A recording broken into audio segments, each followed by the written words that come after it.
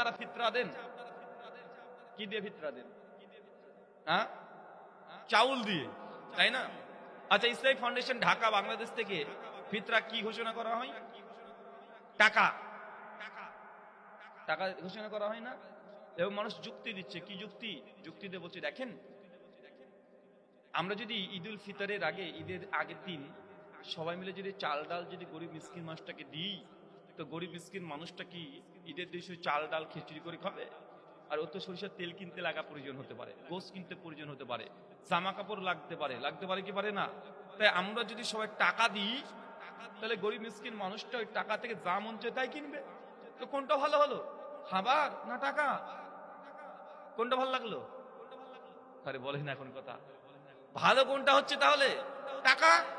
তা যা মন চায় তাই কিনবে। এটা যুক্তি দিয়ে আল্লাহ নবী সহিহ বুখারী 1503 নম্বর হাদিস নবী জানিয়ে দিয়েছেন জাকাতুল ফিতরকে ফরজ করেছি আর তাম খাদ্য দিয়ে। তা হাদিসকে ডিনাই করছে যুক্তি দিয়ে, আছে না নাই?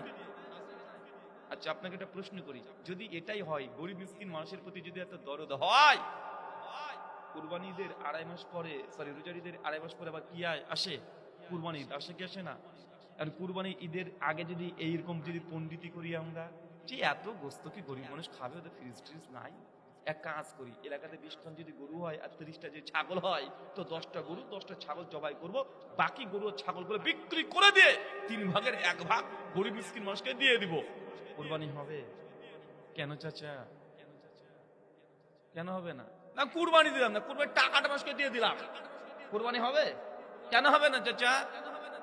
কিন্তু ফিতরাতে যখন আপনাকে বলা হয় বারবার কানে যে ভাই ফিতরা খাবার দিয়ে দাও, খাবার দিয়ে দাও, খাবার দিয়ে দাও, নবী দিয়েছে, কিন্তু আপনি মানতে চান, আপনি টাকাই বারবার দিতে চান, আছে না নাই? কথা বলেন।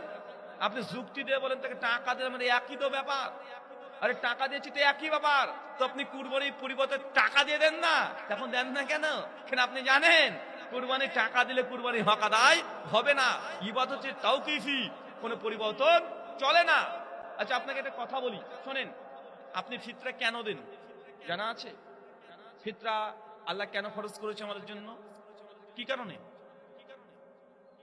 সুনানে আবু দাউদ 1618 নম্বর হাদিস, নবী বলছেন ফিতরাকে ফরজ করা হয়েছে এই জন্য, কারণ মুখ্য কারণ হচ্ছে এইটা যে আমরা 1 মাস যে রোজা রেখেছি, সিয়াম ছিলাম, রোজা ছিলাম, এখন রোজা থাকতে থাকতে রোজার মধ্যে ত্রুটি ঘটেছে। ত্রুটিটা কি?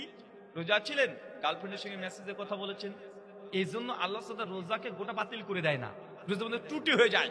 রোজা ছিলেন, করেছেন কি? আপনি মিথ্যা কথা বলেছেন, এই জন্য রোজা বাতিল হয়ে যাবে না। রোজা ছিলেন, চোখের হেফাজত করতে পারেননি, জবানের হেফাজত করতে পারেননি, গীবত করেছেন,